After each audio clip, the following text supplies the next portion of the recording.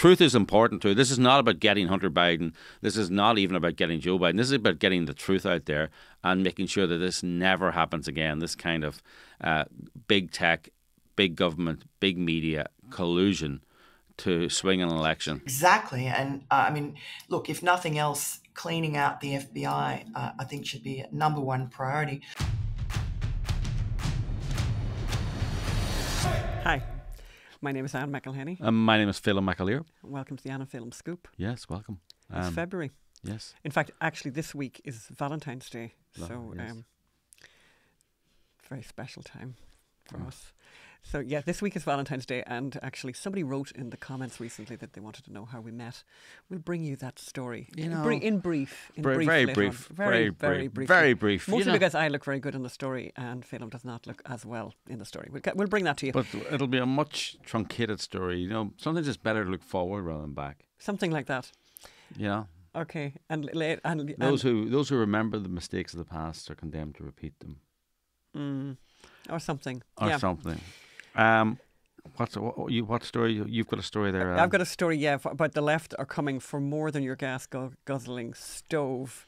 Incredible. Of course they are. They hate you. Yes, exactly. Yes. Well, exactly. Okay. Oh, and talking about soulless, mind-numbing bureaucrats, LA City is still trying to destroy restaurants, hammered by their shutdowns.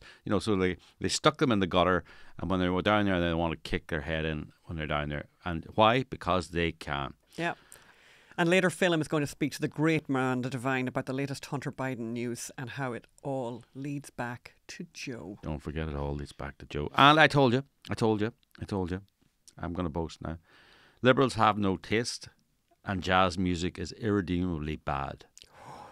Controversial. Yeah, so. This is a perfect story that combines two of my favourite groups of irredeemables, jazz music, people who listen to jazz music, and liberals. Jazz music is kept going by people who feel they have to pretend they like it because all their liberal friends like it. We will bring you an exclusive report. And Anne doesn't know what I'm talking about. I can see a look of absolute terror in her eyes. And, the three words you never thought you'd hear me say. Oh. It's not I love you. Josh Fox is right. Poor Josh Fox. Oh, poor Josh Fox. Oh, gosh. I'm intrigued by that one. Yes. I don't even know what that is. Yes, the liar behind the Gasland fake news documentary has suffered at the hands of the ultra-fascist, racist New York Police Department. The humanity. And we watched some romantic comedies, so you don't have to, given the season that we're in for Valentine's Day and all of that. But we want to start with this report. So I read this story in the Wall Street Journal. Just amazing, just when you thought... Alyssa Finley. By Alyssa Finley. And she's basically, bringing to our consciousness this new report from the University of California, Cal Davis, and them combined with a network of academic and policy experts called the Climate Community Project. And basically they sounds very rigorously neutral. Basically this bunch of geniuses have just discovered that replacing gasoline-powered cars with electric vehicles won't be enough to prevent the planet from boiling up. But they've discovered a couple of other things too along the way. But one of the things that I think is most important about this story is the fact that leftists have ideas that sound okay. That some of their ideas sound okay. They kind of sound reasonable. So renewable energy, that sounds great. Who wouldn't think that that's a great idea? Anything for free. I mean, I'm all for that, right? But haven't thought through the consequences or the realities of making renewable energy, net zero. Have literally not thought. You'd like to think that people making these extraordinarily important decisions that cost gazillions of dollars that they'd have thought, and impoverish people that they'd have and kill people, that they would have thought through the possible consequences and the simplest consequences, and they haven't.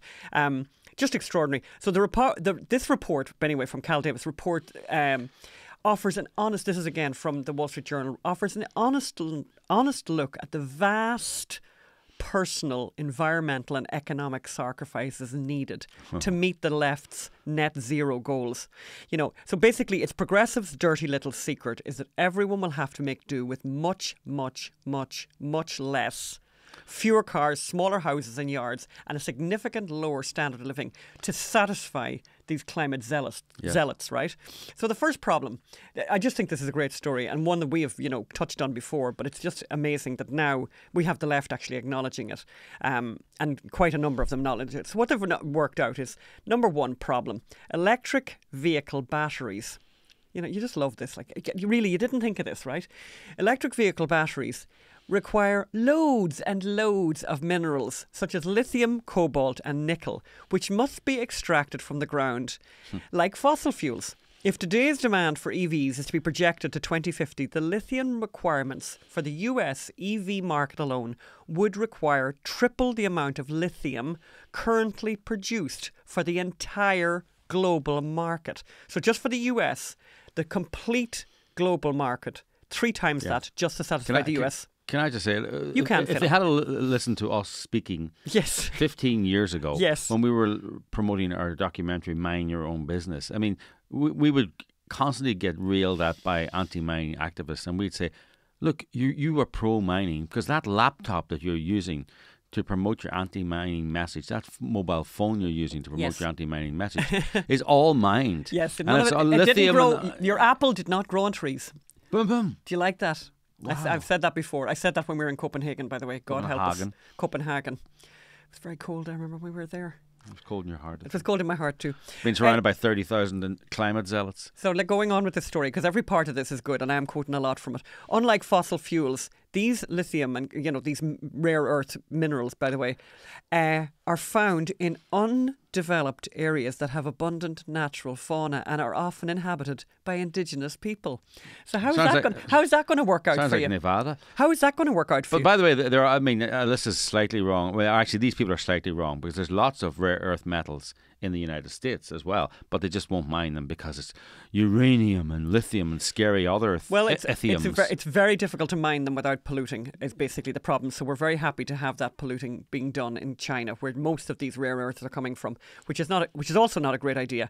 But married to this situation, the fact that obviously getting a mining permit in the United States is basically impossible. Yeah.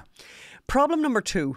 Mining requires huge amounts of energy and water, and the process of refining minerals requires even more. According to the report, mining accounts for 4% to 7% of greenhouse emissions. Automakers have made a priority of manufacturing electric pickup trucks and SUVs because drivers like them, but they require much bigger batteries and more minerals. Yep. So more mining to make more EVs will increase CO2 emissions.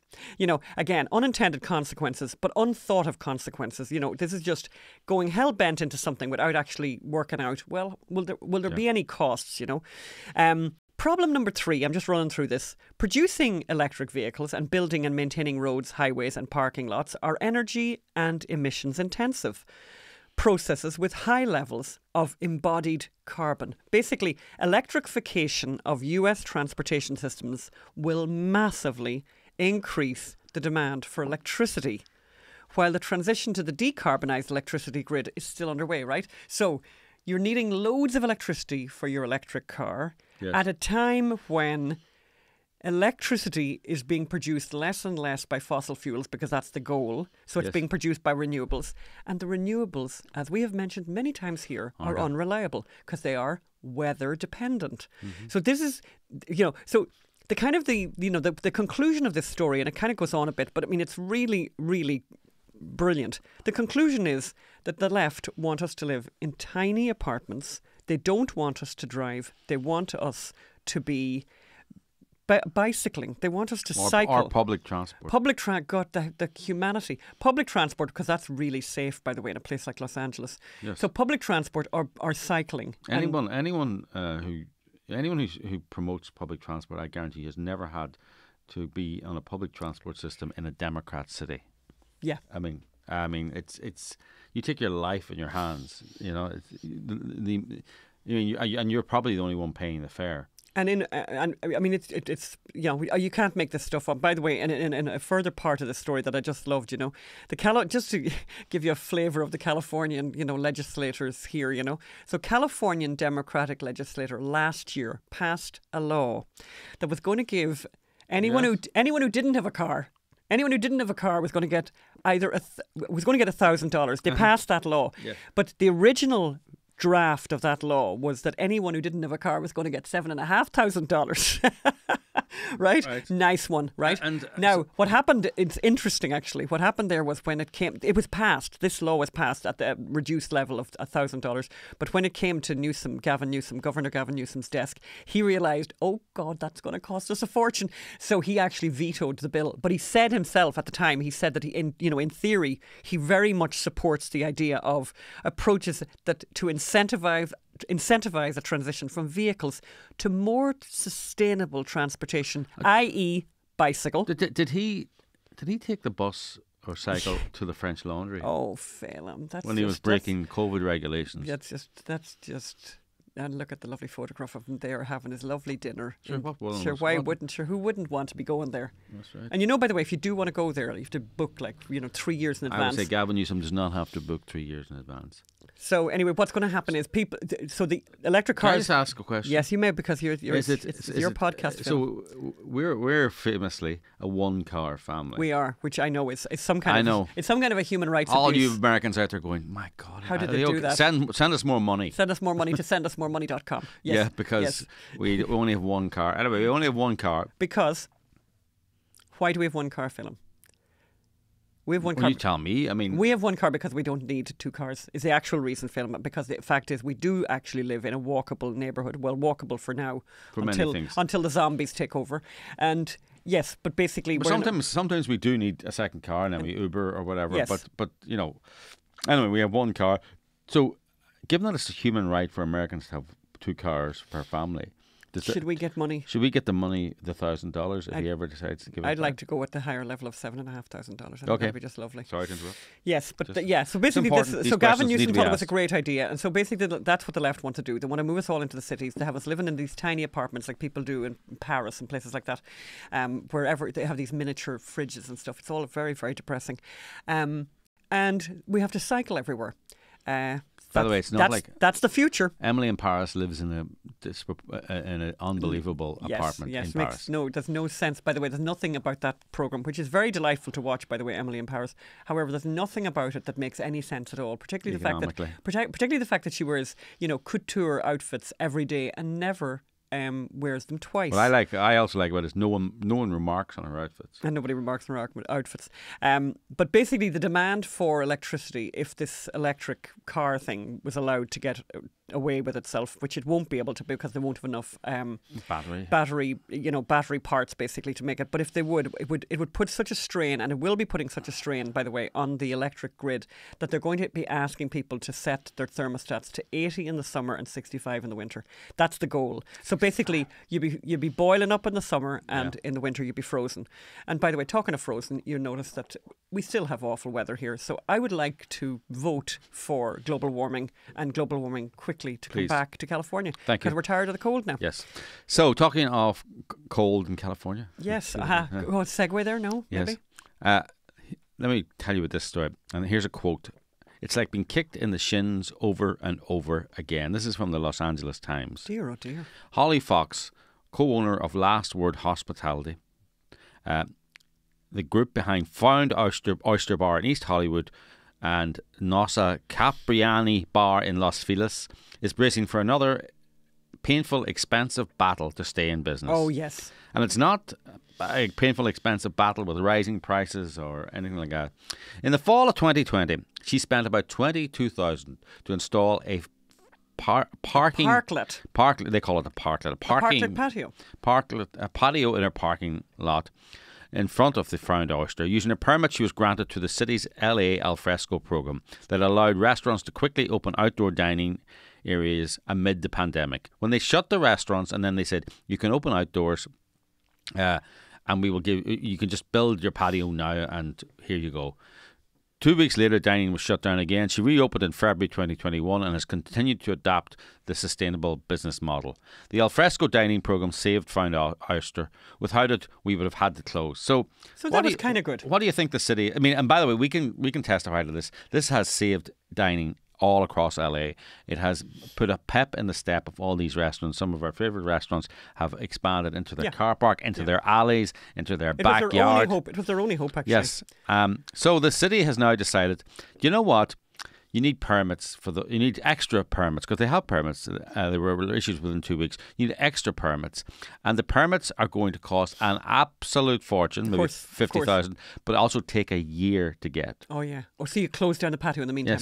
Yes. Oh yeah. So this is why people are leaving California in droves. It is incredibly hostile environment for businesses and small businesses particularly.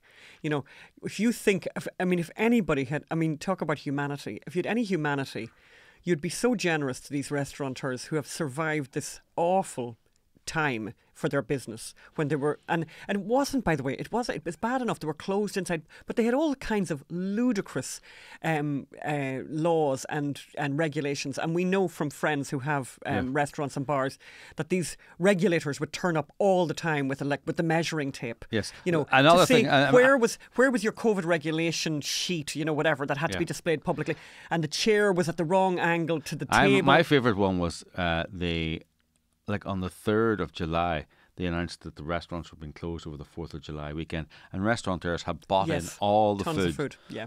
On the 2nd of July. So they bought in all the food and arranged all the workers, and then they were closed. Yeah. You know, and they had a thing. Science. We know a friend of ours who has a bar. You know who I'm talking about, Phil, and I won't say his name, but he was saying like that they had this thing where so the bars were closed or whatever, but they started this thing where, and business people, it sort of shone a light on how entrepreneurs, are problem solvers, and will suddenly find themselves in a dreadful situation and come up with a great solution. So there was this thing where, the bars were closed or whatever, and people started, as I said, our friend was doing these takeaway cocktails. So you could turn up at his place and you get the cocktail and, take it away or whatever. And drink it at home. Or why not walk up the street holding on to it? And one of his places is in Santa Monica. And very funny, so he had come up with this great solution. He had these great containers. He bought all the containers. They were making up the cocktails. People were delighted, and people were taking the cocktails and walking outdoors and all that safety and all that stuff. And the next thing, some regulator came to his place. I think I know you know this story, Phil, and said to him, now the lid on those cocktails is too easy to take off. Yes. We don't want that, you see. We want them to take them home and drink at home because, of course, it's so safe and because walking, of course, wouldn't be something that you would want to be encouraging. So, but also, people are actually injecting drugs outside this guy's restaurant. Yes, literally injecting and smoking meth. Yes. And they're getting excited that some people would walk down Santa Monica sipping a cocktail, sipping their margarita, or their whatever. So anyway, he was throwing his eyes up to heaven. And basically so the regulators have been very clear and very open about the need for all these permits. Here's what the person from LA City Hall said. Oh, I'm sure this is very rational. Restaurants will need to apply under the permanent alfresco program in order to continue offering outdoor dining at their establishment. Yehig Keshian, LA Planning Chief External Affairs Officer, wrote in an email to the Times. The original intent between the LA Alfresco program was to provide restaurant operators the ability to temporarily keep their doors open during the height of the pandemic, as a result of waivers granted through emergency orders. Now those emergency orders are being lifted. The city must codify this program to preserve the original intent of LA Alfresco. So we are asking you to pay tens of thousands of dollars and wait a year because we can. Is the actual? I mean, there's nothing there. 14 people have been injured because of this alfresco program. That's right. We've had 75,000 complaints about it. Yeah. No one has complained. No one's been injured. No one's been affected badly. Nothing has happened. Nothing has gone wrong. But they want to get their tens of thousands of dollars, and they also want these people to suffer for a year because business people are evil. Yeah, we're going to do it. We're going to, we'll have a regulation for regulation's sake because we love making regulations because that's all I ever do all day. There's Tyler Wells, the chef owner of All Time Restaurant in Los Feliz. We lost 75% of our business overnight, he said, in the shutdowns of the pandemic. Outdoor dining allowed us to bounce back. And I've searched the article. It's a lengthy article, and it's just one misery after another. But there's nothing from City Hall saying has to happen. We have to have this regulation Yes. because of all of the complaints, as you said, or all of the people who've been injured. Yeah. So there's none of that. There's no justification for it. No. Except for it's a kind of a money grab.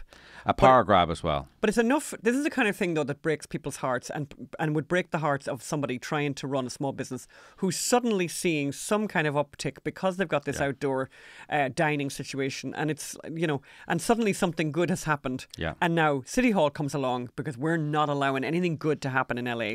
We're not going to be part of that. It's basically the thing, right? Let's actually go now to the interview I just did before I came on air here with Miranda Devine, the brilliant New York Post reporter. It's about all things Hunter Biden, Twitter, the Twitter hearings. The head honchos of Twitter were called before Congress, and let's talk about how it reveals the corruption in the FBI in the White House. Let's go over that interview now. So we're joined now by the great Miranda Devine. We once did a tour with our documentary Mind Your Own Business in Australia, and we got off the plane, and there was Miranda's a full page Miranda had written about our documentary. It was an amazing thing to see, and it's come full circle. We met her, we reconnected with her in Manhattan a few years ago. She's there now. She has now moved to the United States, is a columnist and journalist with the New York Post, a Fox News contributor, a best-selling author, with a particular interest in the certain son of a certain president, which is why we have her here. So welcome the great Miranda Devine to the show. Thanks, Philiminan. Great to be with you. Miranda, we could have you on every week talking about the Hunter Biden story. And I suppose I should say to people, the reason Miranda is here is because, apart from being a brilliant journalist and working for the New York Post, is she has written a book, Laptop from Hell. We'll put a picture of it up there, Laptop from Hell, about the Hunter Biden laptop and scandal and media scandal as well. So as I said, Miranda, we could have you here every week talking about the latest Hunter Biden developments. What really prompted this one was the Twitter hearings. But there's just so many stories. There's the Judicial Watch emails that were released as well. But tell us, what's your takeout from the Twitter hearings? So several senior Twitter executives were interrogated/roasted by a committee of Congress recently. Tell us what you got from that and what it means. Well, I think the fact that the Democrats have stacked it with their finest killers, people like Jamie Raskin and the freshman Dan Goldman, the Levi's heir, who was the lawyer who was so deceptive during the impeachment of Donald Trump over Ukraine. The fact that the Democrats have stacked these committees with these people, and the fact that they went in so hard at the first hearing and told so many lies. I wrote a column. It was impossible in one column to cover all the lies they told. And it shows that the Democrats are really concerned, that they are trying to kill this, strangle it at birth. They know that now that the Republicans in the House have an enormous amount of power to subpoena former business partners of Hunter and Jim Biden, to get access to financial documents and follow the money trail and look into bank accounts. They know that the bell is tolling for Joe Biden and his involvement in his family's international influence peddling scheme, at least while he was vice president and, of course, many decades before from Delaware. And so they are rallying the troops. And we know already that there are tens of millions of dollars that have been amassed from dark money Democrat donors for at least three, I think it's more now, of these sort of shadowy groups that are going to be doing or are doing currently Oppo research, paying for the best lawyers in Washington, D.C. to legally harass anybody that had anything to do with exposing what was on the laptop. Everybody from John Paul MacIsaac, the computer repair shop owner, Tony Bobulinski, Rudy Giuliani, Bob Costello, you name it. Anyone who touched that hard drive, who spoke about the contents of that laptop, they're getting legal letters now bombarded with them. So that kind of intimidation of witnesses and legal harassment just shows how high the stakes are. Well, I mean, so I felt like interrupting you about 4 times, Miranda, because there's so many points. Seriously, there's so many points you raise that need to be elongated and talked about more. But let's talk about the last thing you talked about. I mean, people don't know this, but as you say, anyone who ever touched the hard drive is now receiving ferocious legal letters from, well, tell me about the legal letters. They're from Hunter Biden's legal team, who I have some dealings with that I'll talk about in a moment. Yes. But tell me about those. Tell me what those legal letters are threatening. So the latest lawyer, Hunter Biden, has at least 3 groups of lawyers. He has, actually 4. He had George Mazier, who was running cover for him back in October 2020 when we broke the original laptop story.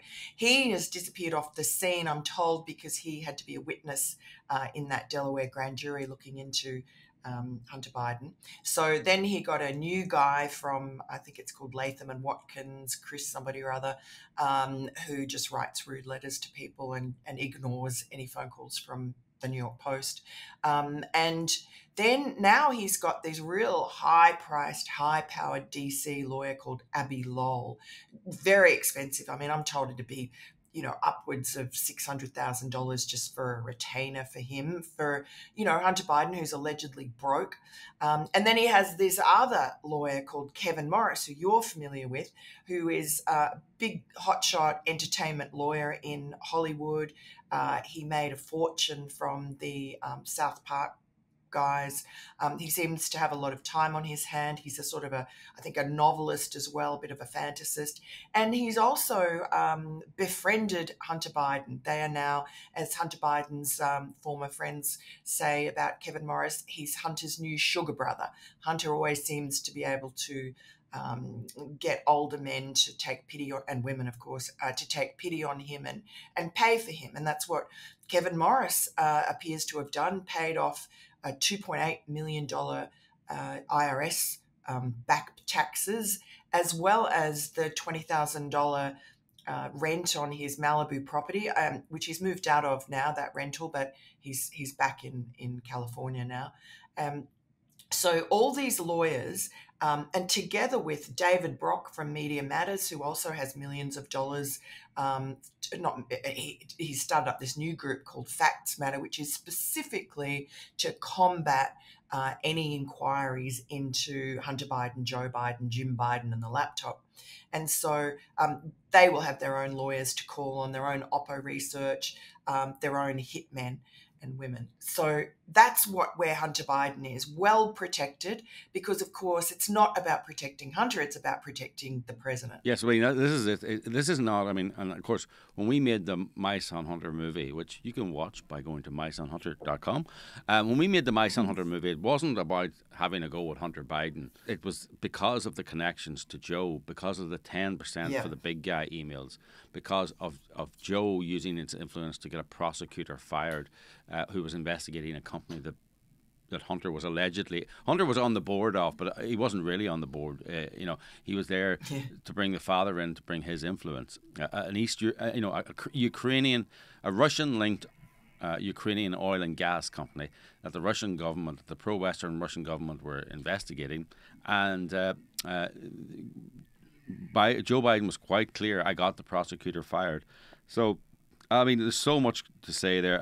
We should mention to people who don't know, Kevin Morris, Hunter Biden's lawyer, infiltrated the set of My Son Hunter, claiming to be a documentary filmmaker, and was asking lawyerly questions under the guise of being a documentary filmmaker. Interviewed everyone at length. Interviewed me for 3 or 4 hours. As a documentary filmmaker looking for information. So now it's funny, I was recently talking to someone who had been involved in a big legal action, and I knew the person well, and the person said, we had a great lawyer, and I said, yeah, they had a great lawyer, but I always find that clients get the lawyers they deserve. which is a funny thing. It's yeah. You're a great lawyer, but you were also a great client, right? You were calm. Right. You were able to know what was important and what wasn't. You didn't get personal, and I think Hunter Biden has the lawyers he deserves. I mean, Hunter Biden, there's no sense of humility. There's no sense of I messed up. His tell-all memoir was full of lies. There's no sense of him having learned anything over the years or realized I messed up and I should, either keep my head down or come out and be honest. So he has the lawyers he deserves. He has Kevin Morris. They seem to be going on this idea of intimidating witnesses is a good idea. And maybe it is in today's America, but I'm not sure that's going to work. Yeah, I don't know. I think it depends a lot on whether or not the Republicans are formidable and really use their power wisely and don't do a sort of a scattergun approach. I'm not heartened by their first two hearings in oversight and judiciary, run by James Comer the first and Jim Jordan. I think they're very savvy politicians, but I'm not sure how well they're running these hearings. And I'm told that the depositions behind the scenes will be filmed, as in January 6 hearings, which that was the first time that was done, and that they plan to follow a lot of those precedents that were broken, that were set, sort of taboos broken by the January 6 committee. But it wasn't a great start because, for instance, you mentioned the three Twitter former executives. One of them, James Baker, was the former general counsel for the FBI, top lawyer at the FBI, instrumental in all the Russia hoax attacks on Donald Trump. And he had to leave the FBI under a cloud. And then he pops up at Twitter 5 months before this crucial 2020 election, in which the social media companies played a censorship role, particularly against us, against the New York Post, when we published, 3 weeks before the election, that first exclusive story about the laptop and what the laptop told us about Joe Biden meeting Hunter Biden's Ukrainian benefactor in Washington, D.C. when he was vice president, which was just put the lie to Joe Biden's repeated claims during the campaign that he knew nothing about his son Hunter's overseas business dealings. Of course, we know now that he not only knew about them, but he was deeply, intimately involved. He met at least a dozen of Hunter's business partners. There's some evidence that he profited financially on the laptop. We have the Tony Bobolinsky testimony. And we've also discovered in the 2 years since just a bigger story than the original corruption story, which is the cover-up and the intervention by the FBI's pre-bunking of our story with the social media companies.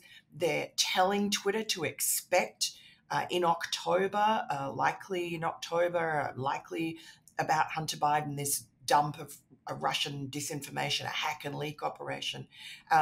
So corrupt. And we also know now from FBI whistleblowers that they sat on the laptop, which they'd had since December 2019.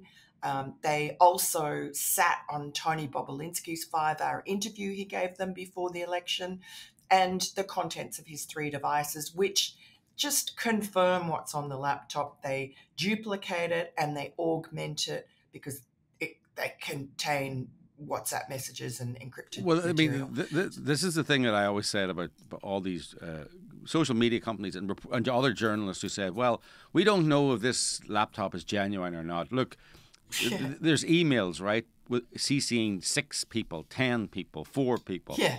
So let me tell you, journalists, what you're supposed to do, right? I know it's a very difficult concept, right? But you take that email address, right, and you email that person and say, did you send an email like this on this day, and can you confirm it's genuine? Now, that person will then go into their emails and search for it using search terms from that email you sent them and confirm or deny. And, they may also not respond to you, but not responding is an answer too. They may, and by the way, claiming that it's a fraud is a big, lying about it is a big step as well. So there are dozens of ways of confirming whether the information on the laptop. Hundreds. Yeah. Sorry, hundreds. Like Yeah. it's you could phone the people as well. There's a thing called a telephone as well that communicates with people, and you can ask them questions. You can even get on, drive in a car to their house and knock on their door. Someone should have a term for it, like doorstepping a source. Yeah. Reporting, yeah. Asking, investigating. Then you could call people investigative journalists, So this was always a scam. This was always ludicrous that they couldn't prove or disprove the contents. I mean, it never stood up to any scrutiny. And the facilities, I look at the New York Times now. Well, they've done some amazing stuff on the murder of Tyree Williams, the guy who was killed by the police there. They've analysed, frame by frame the footage, what cop did what they said. It's an amazing piece of investigative journalism. That time that the Biden administration bombed the family after the bombing in Kabul, they did an amazing job there in Afghanistan. Like, they did a second by second breakdown of what happened in Afghanistan whilst journalists were being killed and the Taliban were taking over. They were able to find almost proof beyond doubt that this was an innocent family. So I think they'd be able to look at a hard drive in America and tell you whether it was genuine or not. That's just my opinion. But you're right. I think this is a problem with all these congressional hearings. Is the congressmen, they're great at politics, but they're not very good at investigating or drilling down into important, almost criminal matters. I remember when Planned Parenthood were up before either the Senate or Congress, I think it was Congress, after the David Daleiden videos about them dealing in baby parts. And, it was quite, and they were quite open about it. And the first question a Republican congressman asked the head of Planned Parenthood was, how much money do you make a year? And he spent about 3 minutes talking. I think she made $600,000 or $1 million. Is this an appropriate amount for a person? And it's like, that's not the point, right? That's not the point that she makes a lot of money, right? The point is that her organization is involved in criminal activity. But he felt that was it was easier to get people outraged that she was making $1 million a year rather than to go into the slightly complex idea that they were involved in criminal activity. So, yes, they do like their grandstanding questions, and they had 3 people there who could have been drilled down into. But as you say, I think especially Baker got away completely scot-free, I thought. Well, the Baker one was so frustrating because somebody asked him, who hired you at Twitter? How did you get into Twitter? And he pretended he couldn't hear, pretended he couldn't understand. Finally, he's running down the clock because they have such limited time. And finally he says, my boss is so-and-so. That's not the question. The question was not who is your boss. It was who hired you. He was asked again, follow-up, very mild follow-up, and he said, like he didn't understand, like he's really dumb. You mean who interviewed me? No, my boss interviewed me. No, the question is, who parachuted you into Twitter 5 months before the election to act as a gatekeeper to keep out any derogatory information about Joe Biden? That's the question. And he got away with it. So I'm hoping that he's deposed under oath, obviously, behind the scenes and filmed for hours by a trained interrogator. Yeah, his failure to answer that question means there's an answer there. It means there's a very interesting answer there. Yeah, and that's what I want to know because, at the same time, Facebook it parachuted in a woman called a law professor called Pamela Karlan. Now, she made herself infamous when I think it was during the impeachment of Donald Trump, the last one, when she made some snide, gratuitous crack about his teenage son Baron Trump, his name, made some joke about, your son might be a baron, but you're not a king, something like that. Really nasty. It was enough to draw Melania Trump, who never, ever reacts to all the attacks on her and her family, to actually come out publicly and defend her son. And so it was a really horrible thing for Pamela Karlan to do, and showed you the depths of her sort of Trump derangement. So she gets parachuted into Facebook. Facebook does the same censorship of the New York Post story. And lo and behold, immediately after Joe Biden safely installed in the Oval Office, she goes off and gets some cushy job in the Biden administration in the Department of Justice. So it's very, very fishy. When do we think these depositions are going to happen? Are they happening at the moment? Do you know? Yeah, I'm told they're happening at the moment. They had their first interview of the the General Counsel for the National Archives, and the other day. And in fact, I've got that transcript now, and I'm about to go through it. But I'm told that there were some really interesting points there, including the fact that the just 5 minutes before he walked into this interview, this deposition with the Republicans, he was handed a letter from the Department of Justice telling him not to speak, or at least that he couldn't speak about anything that had anything to do with Joe Biden and the classified documents scandal, involving him. And so, I mean, that's sort of the main point, because where the Biden people are very, very concerned now is that they've managed to keep Joe Biden quarantined away from the investigation in Delaware that's the US attorney looking into Hunter Biden's business dealings. And so far, so good. But the classified documents scandal now threatens to merge those two investigations as a special counsel looking into Joe Biden's alleged mishandling of classified documents, which were found, I think, in 5 different locations, in his home, in his office at his University of Delaware,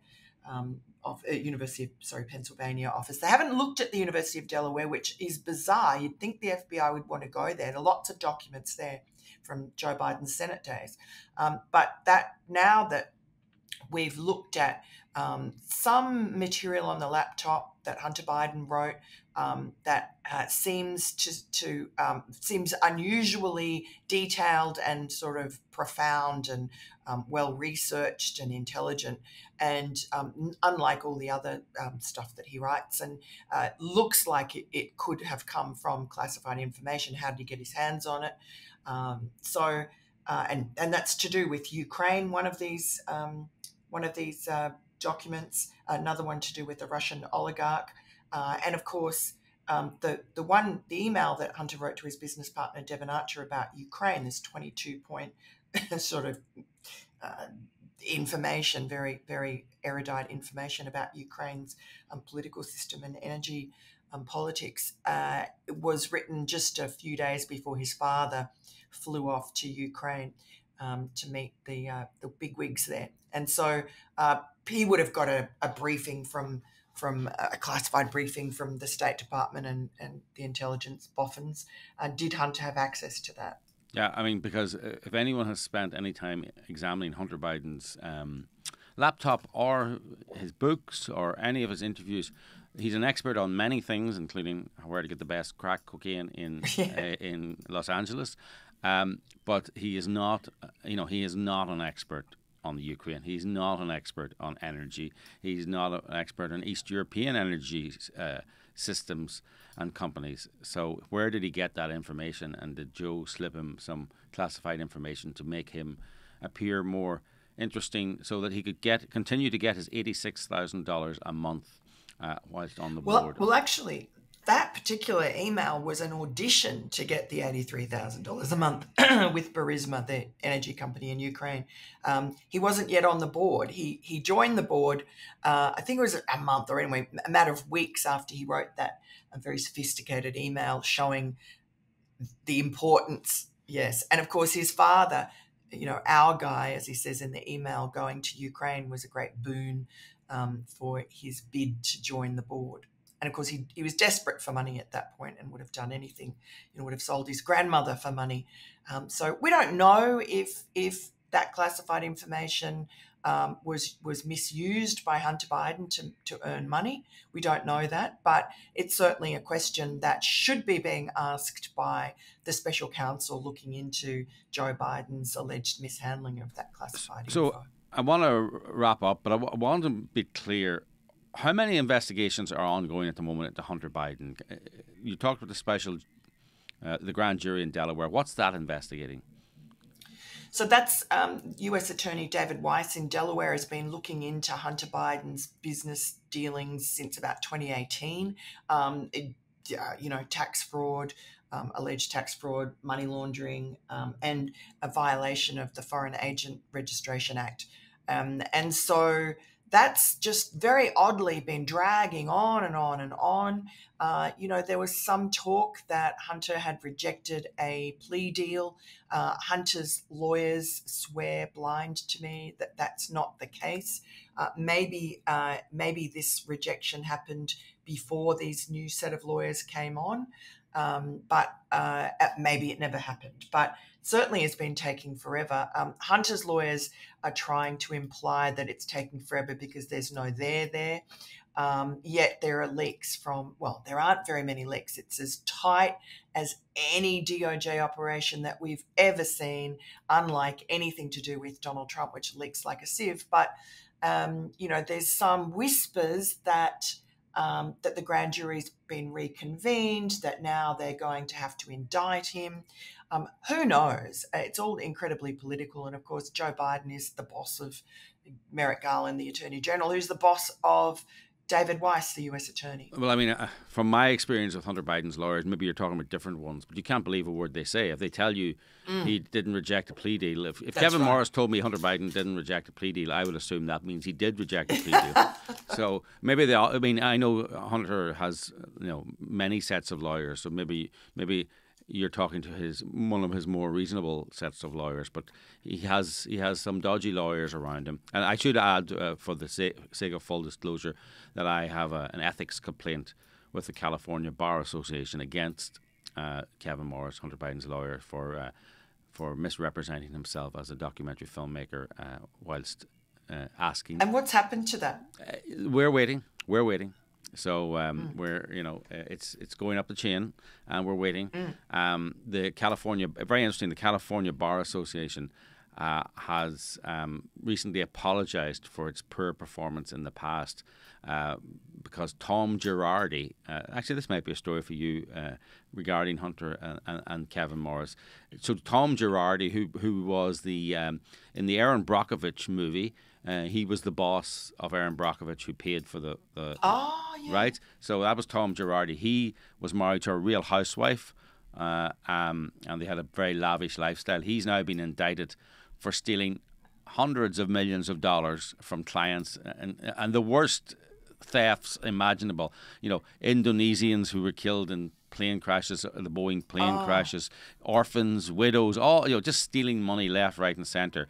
There was over 200 ethics complaints about Girardi over the years, and the Bar Association found none of them credible or closed the complaints. They have now published those complaints and have apologised to the victims, but also apologised in general and said they are going to improve the way they handle ethics complaints. So I have some tiny sliver of hope that the California Bar Association will do the right thing. I don't know, though. I don't know. So that's where we are. But actually, that's a great. I feel the Tom Girardi story hasn't had the publicity it deserves. And the California. Surprising. Yes. Well, he was a massive Democratic donor. He was a massive. Yes, there we go. He was a celebrity, and he knew. I mean, the Bar Association have been quite open. They said, it's because he knew so many lawyers in California that basically they were all investigating his friend, their friend. So that's where we are. Let's see how it goes, Miranda. I'm sure we'll be back. As I say, I could have you on every week. It would be a pleasure. But let's see how it goes and hope that the Republicans do better Because the truth is important too. This is not about getting Hunter Biden. This is not even about getting Joe Biden. This is about getting the truth out there and making sure that this never happens again. This kind of big tech, big government, big media collusion to swing an election. To rig an election, exactly. And I mean, look, if nothing else, cleaning out the FBI, I think, should be a number one priority. Just one thing I wanted to flag to you that's just happened this morning is that the Washington Post alleged fact checker has now looked into that letter from the 51 former national intelligence officials that came out 5 days after our story and lied and said that the laptop was Russian disinformation. Well, James Clapper, who was one of the more prominent signatories, he's just told Glenn Kessler from the Washington Post that that Politico, who they leaked the story to first, basically distorted their letter, and that really that wasn't what they said. Well, what a lie. I mean, if Politico misrepresented the letter, which it didn't, it gave the exact message that they wanted it to, then why didn't they reach out at the time to set the record straight? They never did. Why did they not respond to multiple calls and emails and entreaties from me, from the New York Post over the last 2 years to explain what they were doing and what they meant? They had the opportunity several times to set the record straight. They never have. It's only when the Washington Post comes calling and the Republicans are breathing down their neck because they're all going to be subpoenaed that these dishonest people who should not have security clearances come clear. James Clapper, there was message distortion. He said, all we were doing was raising a yellow flag that this could be Russian disinformation. Politico deliberately distorted what we said.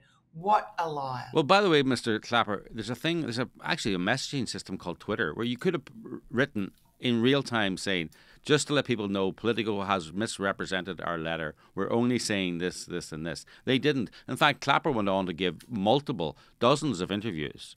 Yes. Reinforcing. They're such liars. And never. I mean, the people have made a living out of this letter for 2 years. Yeah. And they never, ever once said, well, just to let you know, Politico over-egged the pudding. What we were actually saying was this. No, they let that distortion run, and it's very similar. Actually, last week I had John McGurk on from Ireland, and there was a story about a refugee being beaten up by white nationalist Irish people, and the journalist who ran the story, she was introduced on the Irish Times said she witnessed it, but she was introduced in every radio show and TV show as having witnessed it. Now, if you read the story, it's a bit like that letter. It's very cleverly written. She never actually says she witnessed it. She says she was there and it happened, and subsequently she says, "Well, I had left and then I came back," but she was introduced on every radio show and every TV show as saying she witnessed it, and never once did she correct that misapprehension and mislabeling of her witnessing it. Well, that's a lie. Yeah. Well, a lie by omission. Yes, it's still a lie. And it's Clapper's the same. He never once corrected this political over-egging the pudding. So actually, the political journalist should sue him. Anyway. Yes. Listen, thanks, Miranda. Hope to connect up with you in New York very soon. And if you're ever out in this part of the world, let us know. And let's keep this story going because it needs to be exposed.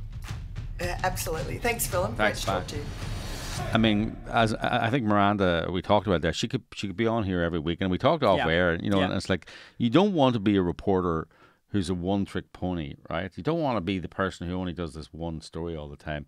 But Hunter Biden is just it's the gift that keeps on giving. Yeah. And also, if the world was fair, this is at Watergate level. This could the media should be taking this and running with it, but the media is actually acting as a blocker for the Democrats. So keep going, Miranda, please, and we will keep covering the story as well and investigating the And she story. was saying that wasn't. I think she was saying to you that the book is still selling. You know, the Laptop from Hell is still in hardback and selling gangbusters. So the story. This is the story that won't go away. Buy your book. Buy it.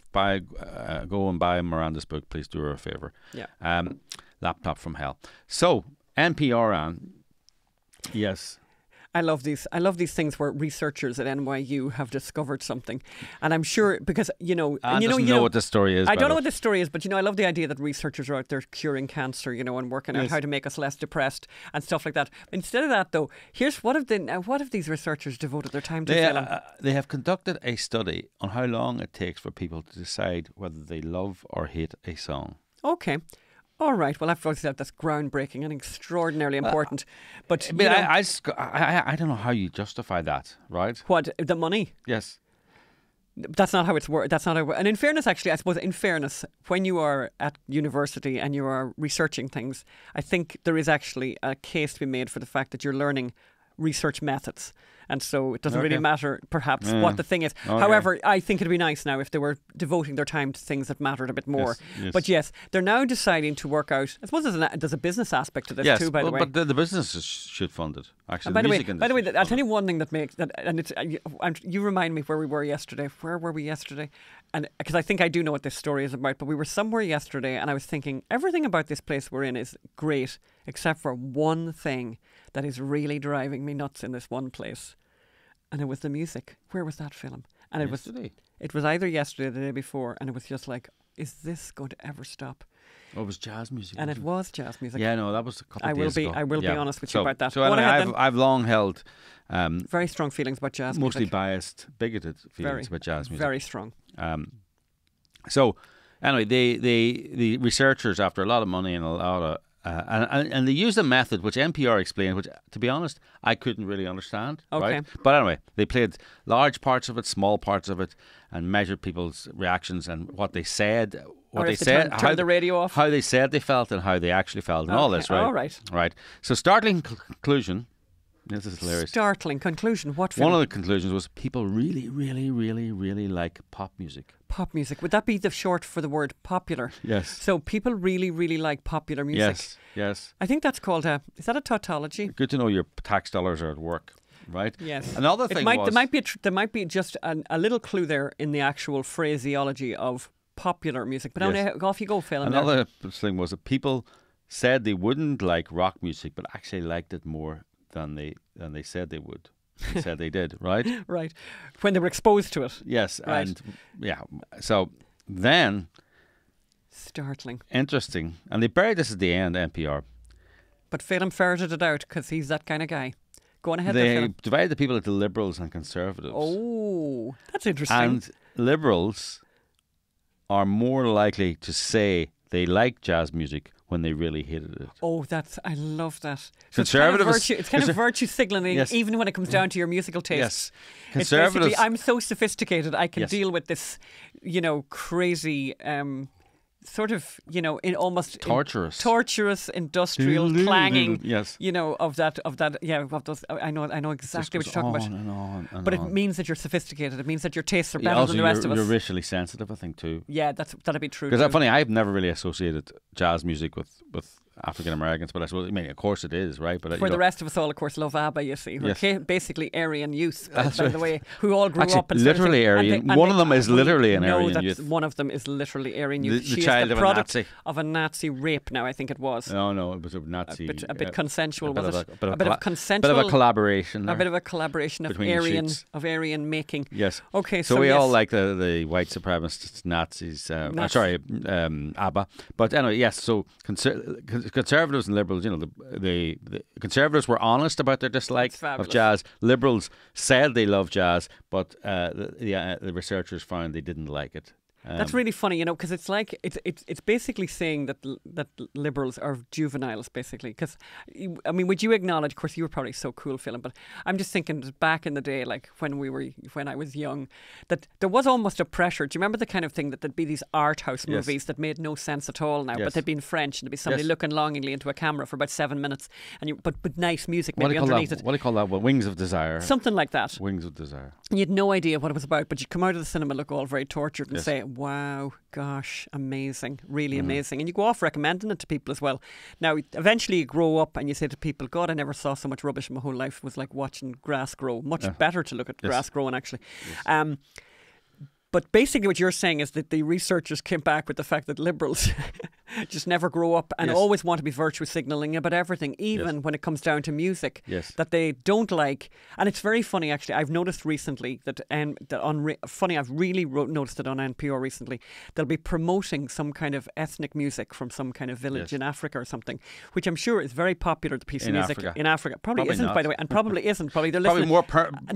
More popular in San Francisco than the village in Africa. They're listening. By the way, the ones Rihanna. The ones in the village in Africa are listening to ABBA. They're just loving ABBA. Yeah. They're all doing, you know, Dancing Queen. But yeah, I've noticed that there's this thing of, because of course we have to like indigenous music. You know, we have to like some kind of indigenous music, and so yes. Anyway, I just think that's very funny, Phil. Thank you for sharing that. Tell us about Josh Fox now. Have you had a Josh Fox? Have you got a Josh Fox story? I have a Josh Fox now. Will this romance of Phelan's with Josh Fox ever end? Like, really? Yeah, I mean. So you're using the word poor Josh Fox. Yeah, poor Josh Fox. It's terrible. Three words I'd never have thought to find together in a sentence. So Josh Fox. Tell us now. Was he on the Twitters the other day? But he's blocked me. Twitters. He's blocked me. So I get to see his Twitters when he puts them on the Instagram. Now. Right. So this is his Twitter. I locked my keys in my car the other night on the Upper West Side of Manhattan. Oh, God help him. But I thought he lived in Pennsylvania, because that's where he was with the... Upper West Side, by the way. Did he say Upper East Side or Upper West Side? Oh, yeah, very nice. Des Res. I was moving my deceased mother's stuff. Ach, no, that's not funny. Well, no, it's not, and it's hilarious, right? So, no, his mother then was living up there. Yes. Oh, no, then it was him. That's what he's brought up. All right, fair enough. That's what he's brought up. Well, actually, all right. However, his mother died about a month ago, and I didn't tell you this. I read he wrote an obituary, a eulogy to her, right? Okay. And you know, when you read, have you ever been in a situation where you read a eulogy written by a son or a daughter to a parent, and it makes you feel sorry for the son or daughter? Oh, God. Yeah. Oh, God. Okay, go on ahead. No, I read the eulogy that he wrote to her, and I was going, a lot becomes clearer now. Is it like, what did they say? What's that thing of not much love lost here? No, he didn't know how many times she was married. But he said he didn't know how many times she was married. She led such a chaotic lifestyle. She would lose houses, lose husbands. Oh, God. All right. Okay. But by the way, he strutted her around at anti-frack. I met her many times on the anti-fracking roadshow that he was running. And she was there as a protester and a defender of him. And his eulogy to her was going, I felt sorry for the poor fella. Oh, God. Right? Okay, off you go. Brought up Tell like us, that. get your point. So he says, I had 2 levels and a cane trying to work the lock open. So 2 things, try and jimmy the lock. The alarm went off. Someone called the cops. Oh, God, of course, right. Okay, yeah. The cops rolled up and asked me if it was my car. Okay. I said yes. And it wasn't. It's his mother's car. They got my license and ran it and said, that's not your car. Said, okay, it's your car. Oh, okay. I was happy because I was like, awesome, these cops are going to help me now. And they got into their car to roll away. And I was like, you're not going to help me? In the past, I've definitely had cops help Jimmy my car when this happened. Okay. They were like, nope. We can't touch your car. It's a liability. We could get sued. Okay. I said, seriously? And he went, exclamation point, question mark, exclamation point, question mark, exclamation point, that's question fine. Mark, exclamation point. That's how you, seriously? Seriously? And they said, we can't even jump your car. If something goes wrong, you can sue us. We're not allowed. Okay. So I watched them roll off. They rolled off. It's like Can I tell you a story that's a story that reminds me of? So I used to be a high school teacher in Ireland. Oh, no, you can tell the story at the end. Oh no, this story, but it's to do with this. Yes. No, it's to do with this. I know, but Oh no, you're not finished. I'm not finished. Oh God, it's not finished yet. Okay, go on ahead. Sorry. Oh, sorry. I thought you. Okay, off you go. Okay. So I watched them roll off. I eventually got it open. It was a really hard break-in. I'm an expert at breaking into my own car since back in the 90s. But honestly, what the bleep, and he didn't say bleep, is the point of cops? He put that in full caps. He wrote that. Okay. They could shoot me more easily than they could help me. It's a disgrace. That's why I'm an abolitionist. These people do not have the public interest in mind whatsoever. Oh. They are only here to disrupt and bleep people up. Oh. Never ever there to help. They don't prevent crime, and they don't help people where they're in need. The whole system needs to go. Wow. I was not in the least bit worried that anyone would mess with me, except the cops. I was worried they might shoot me or bleep with me. Of course, I would have not had the same result if I was black. Of course, they would have immediately had guns drawn. Josh, look, sweetheart. And just remember, by the way, for everyone who doesn't maybe know who Josh Fox is the director and on-screen journalist, inverted commas, in the movie Gasland, in the documentary Gasland 1 and 2, and who lied. Nominated for Oscars and all of this kind of thing. Lied about fracking, lied about people's lives, lied about breast cancer. Actually, we should have played me and lied about gas and water. We should have played me at the beginning, questioning him about that and getting him to admit that he used the famous flammable water scene in Gasland. He admits there was water in that gas in that water system since before fracking began. For centuries. So, but the thing that really struck me there was, Josh, look, the reason the cops are not helping you break into your car is because of the litigious culture that you support. That's right. Right? That's right. People can't drill for oil or gas now, but they're being sued left, right and centre, which you support and fund and help raise money for. People can't, I'm sure these people who are messing with people's lives in the restaurant industry in LA, it's all about, you need to be covered for insurance, and it could be a hazard. You have made this, you and your Democratic buddies have made this a highly litigious situation where no one can help anyone for fear of being sued. Correct. And it would have been great. I know it's very cold in Manhattan in February, and you'd loved for those guys to jimmy your car and get you in. And back in the day they would have. But they've had too many people like you, encouraged by people like you, suing them and for thousands of dollars for messing up their car, and they've just decided it's not worth it. We're not doing it anymore. You're on your own. Get a locksmith and pay the hundreds of dollars, or get an Uber if you haven't banned the Ubers to your friend's house where the other key is. Or, by the way, buy a car where he's loaded, like he's made millions from this anti-fracking activity. Funny, I don't think you can lock your car keys in your car anymore. I think that's a thing of the past. But my story was that quick story that just reminded me of this was that I was a high school teacher in Ireland, and I locked my car keys in my car, and I was in a car park, like there was shops around and everything, and about 2 or 3 boys that I taught were knocking around, kind of bold boys, I think now is my memory of them, and they wheeled up to me to see that, tough boys, and what's happened to you, whatever, and I've got the cars, and the guys basically they sort of said to me, okay, so just turn your back there, just turn your back. And it was it was really funny because they had this kind of thing where they immediately communicated with each other and went, pointed to one of them and sort of said, and I can't remember the name of any of these people anyway, and said something like, he's going to open this in a minute now for you there.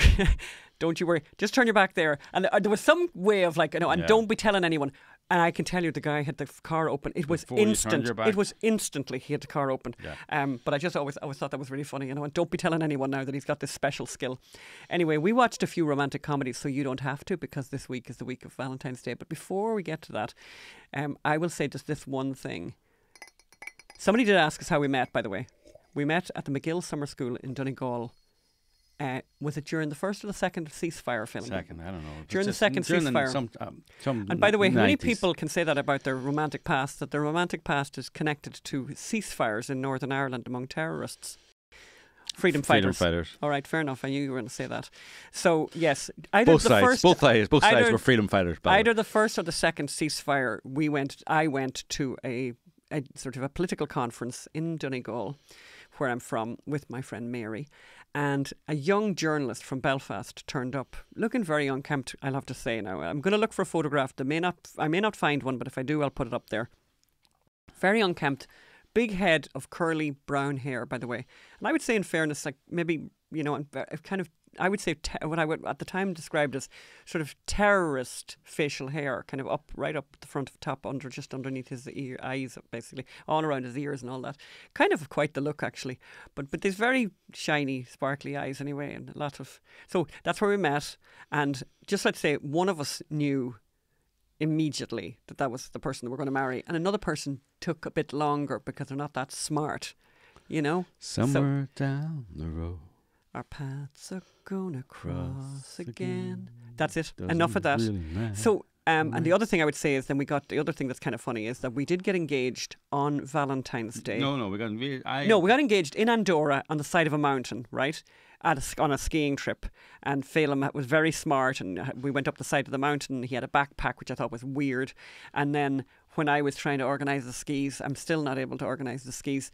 I turn around and there he is on the knees, or on the one knee, or whichever way he was doing it.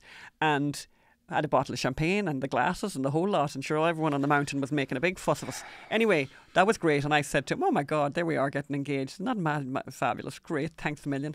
And oh my God, amazing film. It's Valentine's Day. To which my husband then says, my present husband just said, is it? It's Valentine's Day? So he actually didn't know it was Valentine's Day, and he was disappointed because he felt it was a little bit cliched to be getting engaged on Valentine's Day. Yeah.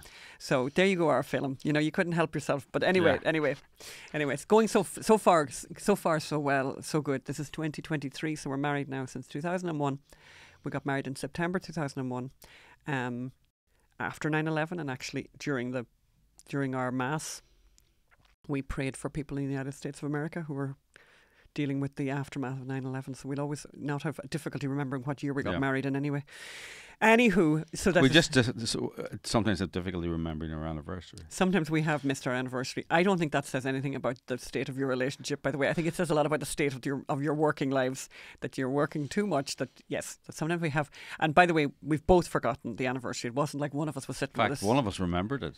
Well, sorry, one of us said, did we... What did we do? One of us was sitting there in October going, what did we do for our anniversary this year? And the other person said, we were married in September, and September's passed, and both of us forgot to have an anniversary thing. So we need to remember next year, Phelim.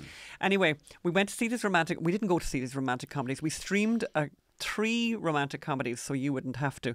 And I would have to say the thing that they all had in common is that they're beautifully, fabulously, extraordinarily, and powerfully forgettable. Some more forgettable than others. And some more forgettable than the others. Like, so forgettable that when you look at the name of them in the notes for the podcast, you think, what was that about again? Like, it's actually a challenge. So the first one we watched, which is the most recent one I think we watched, which is called Your Place or Mine, with Ashton Kutcher and Reese Witherspoon. It's okay. That's not okay. There was no... I mean... It was a romantic comedy where the 2 lead romantic peoples were basically in different cities for 90% of the movie. Which is kind of unusual. I think, thank God, because there was no chemistry between them anyway. That's possibly why the director kept them in 2 different cities. Yeah. Yes. It was unbelievable. The story was unbelievable. I know it's a romantic comedy and the stories, aren't supposed to be, rock solid, but it didn't make sense on a number of levels. Yes. It didn't even make sense within the crazy world of romantic comedies. No chemistry. Oh, sorry, I'm actually... See, there you go. I'm actually confusing. I agree with you totally about Your Place or Mine. Yeah, very poor. Yes. Very poor. Yeah, funny, yeah. Yes. You're actually... Yeah, that's how unforgettable... That's how forgettable these films are. The second one was called Somebody I Used to Know, which is okay. Okay to good. Yeah, okay to good. With Alison Brie, who's... You'll probably watch if you watch the film, you'll think, wow, what was she in? Well, she was in Mad Men back in the day. I would warn people, someone I used to know... It's not like a traditional romantic comedy.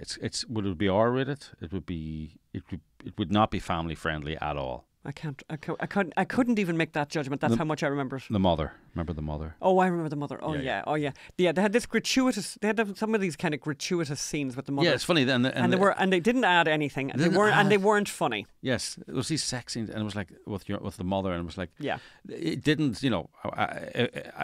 If you warn people it's R-rated and the R is part of the plot, it's fair enough, maybe. But this was just like, why are we doing this? It was gratuitous, yes. and somebody thought it was funny, and it wasn't funny. Shotgun Wedding.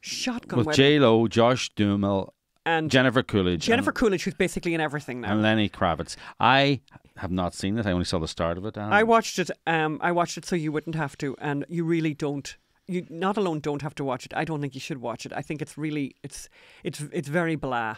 And that's, and in fairness, by the way, Jennifer Lopez has been in some good things. She's been in some romantic things that were funny, like The Maid. Do you remember The Maid? I think it was called, which was really funny and had good good dialogue, and was and fun to watch. This is the only thing that's good about this is the weather.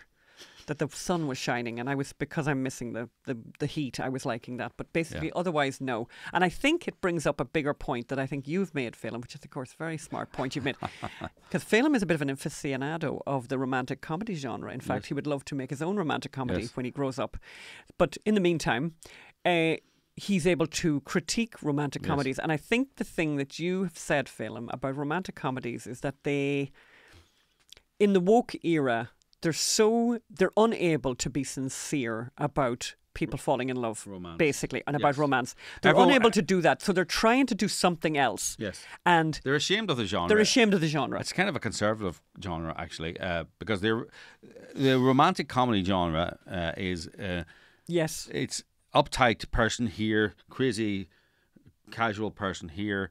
They meet each other, and obviously they hate each other, but they're thrust together by crazy circumstances. But over the movie, the uptight person moves and becomes more relaxed, and the more relaxed person becomes more responsible. It used to be that the man was the uptight, career-driven guy, and the girl was kind of hippie-ish, and then they both compromise, which of course is a conservative idea of compromising for the greater good, greater good, as opposed to liberals. Let me be me, and so they don't like that genre. They don't like that idea, and you see that in liberal romantic comedies. Trainwreck with that comedian Amy Schumer, right? Yeah. Oh yeah. It's very weird. She doesn't get it, but I think they don't want to get it. They don't like romantic comedy, but they know they can be hugely successful, cheap to make, massively successful, and they can be watched for generations. So they keep trying to crack the code. And Amy Schumer plays this louche, promiscuous woman, and then there's the uptight sports doctor, right? And at the end of the movie, she becomes this kind of chaste, sober person, and he remains exactly the same. It's an incredibly conservative message, that your liberal lifestyle is destroying your chance of happiness, and your conservative lifestyle is actually the best chance of happiness. So she moves almost over to the conservative side of the house. So they all want to be edgy. They don't like the idea that the conservative way of life could be something that you could move towards to achieve happiness. So therefore they don't like the romantic comedy genre, and that's why they hate it, and that's why there's a huge market for anyone who will write and produce and distribute real romantic comedies. Because a bit like the story we did earlier, and we're coming to the end of the show now, but a bit like what we did earlier, where you said about the new research about people liking popular music, because it's basically, so people like harmonious, they like harmonious, and pleasant lyrics, cheery, whatever, and equally not Rihanna touching herself on national TV. Yeah, and equally, let's not even mention that. And equally, it's the same with the romantic comedy, because the classic romantic comedy has a very happy ending, which is you'll be happy too if you have a traditional marriage, basically. It's kind of what it says at the end. And of course, we can't have that. So this is why they're so unsuccessful with all the new romantic comedies. Anyway, that's it for this week. Thank you for tuning in, and we'll talk to you next week. Bye. Bye.